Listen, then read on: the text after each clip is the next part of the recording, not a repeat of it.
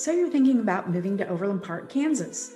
If this is your first time to the channel and you want to know everything there is to know about moving to Kansas City, or specifically Overland Park, Kansas, then hit the subscribe button and ring the bell so that you can be the first to know everything there is to know about moving to Kansas City. Hi, my name is Cheryl McCormick, and my team and I get calls every single day from people just like you who are considering moving to the Kansas City area or even Overland Park. Whether you're planning on moving in 9 days or 90 days, give us a call, shoot us a text, or send us an email. All the information is down below, and we'll be happy to help you make a smooth move to Kansas City. In this video, I'm actually going to take you inside the computer. We're going to pull up a Google map.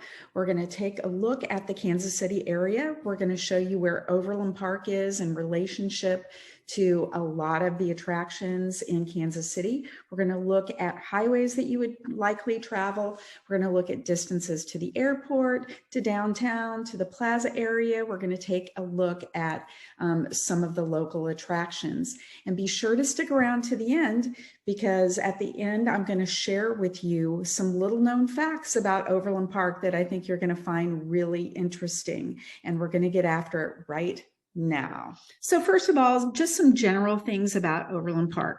Kansas City is on both the Kansas and Missouri sides of the state line, and the state line is right along here. So here is Overland Park. It's outlined in the red, but I'll just kind of outline it here for you. It's one of the larger suburbs on the south, just southwest of the Kansas City metro area on the Kansas side. It is one of the larger suburbs that has a population of about 197,000 people. If you are commuting to downtown Kansas City, it's about 19 miles depending on which side of Overland Park you live in. And you would have an average commute time, probably anywhere from 20 to 25 minutes, depending on traffic. I am going to share some interesting information about Overland Park at the end of the video, some interesting facts. So be sure that you stick around. Okay, so first of all, I think it's good to know the major highways that you're going to use if you're traveling around Overland Park or around Kansas City. So here we have the Kansas City metro area, I think, and here we have Overland Park. So if you are traveling north or south, chances are you are going to travel on I-35, which is this highway here, and it will continue going up north pretty much as far as you can go. So if you're traveling north or south, chances are you're going to be traveling I-35 quite a bit. If you are traveling east and west, our major interstate here is I-70. And you can see it goes there. If you are going around the city, we have a loop around the city called the 435 loop. And that's going to take you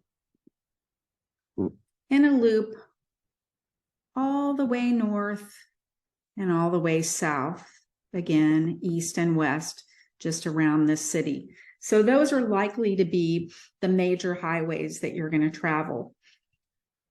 So now we're going to take a look at some locations that you're probably going to be interested in if you are in the Kansas City area. I'm going to make this a little bit bigger again. So here we, again, is Overland Park down here. If you are going to the airport, chances are you're going to travel the I-35 north. And if you follow my pointer here, we're going to keep going north. And then you're likely to go along 635, which takes you north along the Kansas City, Kansas side up until we get to Highway 29. You'll take Highway 29 until we get to up here, close to Platte City would be where the airport is. So depending on where you live in Overland Park, if you're going to the airport, it's probably going to take you around 45 minutes, again, depending on traffic and depending on what time of day you go. If you are toward the southern side of Overland Park, so I'm going to start south, way down here. This is the Overland Park Arboretum and Botanical Gardens, and this would be at the far southern end of Overland Park. This is where you're going to find newer construction, the newer homes. They're still building a lot of new homes in South OP. So if you're looking for new construction, this is probably where you're going to end up if you stay in Overland Park. The Overland Park Arboretum is just a great place to go. It has lots of hiking trails. They have lots of events there every year. They have a luminary walk. They have an event, a fundraiser in the summer called STEMS, where they bring in entertainment. It's just a beautiful gardens and trees and just a nice place to go. You would enjoy that. Then if we move a little bit farther north, this is the museum at Prairie Fire. So this would be along the 135th corridor, which is where you're going to find a lot of shopping, restaurants. The museum at Prairie Fire is a great place to go. They bring in different exhibits there. There's also a shopping area just adjacent that's called Prairie Fire. And there they have a bowling alley. They have restaurants. They bring in music during the summer. My husband and I love to go there and just hang out and listen to the music and enjoy the fine restaurants there. If we go further here, just some other interesting things. The Kansas City Zoo. Here, this is on the Missouri side. So if you are traveling to the zoo from Overland Park, it's probably going to take you about 30 minutes. We have a very nice zoo, lots of different attractions there. If you go to the zoo, plan on spending probably a whole full day there. There's just so many things to do. If you're going to the downtown area, you're going to take I-35 down here, and you're going to find lots of different attractions in the downtown area. We have something called the Crossroads district, and there's where we have a lot of nightlife, where the city brings in a lot of different events. We also have a streetcar that runs through downtown that will help you get around down there. So you definitely want to visit downtown. A little bit south of downtown is the Plaza area, and it doesn't look like they have it highlighted here. The Plaza area is a little bit south of the downtown Kansas City area. It has high-end shopping, lots of really nice restaurants. Again, they'll bring in music there. It's really also known for its Christmas lights. And so they have a big lighting ceremony always on Thanksgiving evening, and it lights up the entire Plaza area, and the lights stay on through the early part of January, and you'll definitely want to visit the Plaza. If you are sports fans, we love our sports here in the Kansas City area. We love our Kansas City Royals, and we absolutely love our Kansas City Chiefs.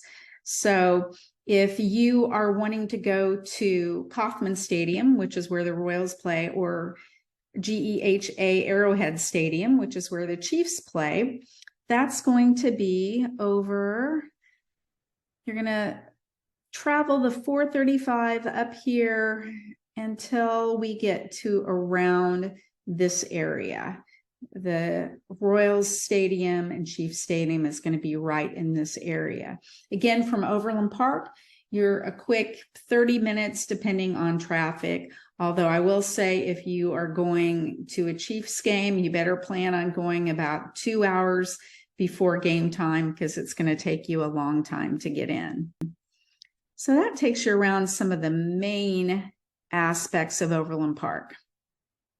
Okay, I promised that if you stayed until the end, I would give you some highlights of Overland Park in terms of some stats that I found. So according to niche.com, Overland Park ranks #1 in the best cities to buy a house in America. That's pretty good, #1. #4 in the best cities to raise a family, and #5 in the best cities to live in America. So Overland Park is a really nice suburb that if you're moving to the Kansas City area or visiting the Kansas City area, you really should visit. It really is just a nice area with lots of shopping and amenities and parks and things to do, and I think you would really enjoy it. So I hope you found this information useful, and if you did, please like my channel and subscribe below and share with anyone else who you think might find this helpful.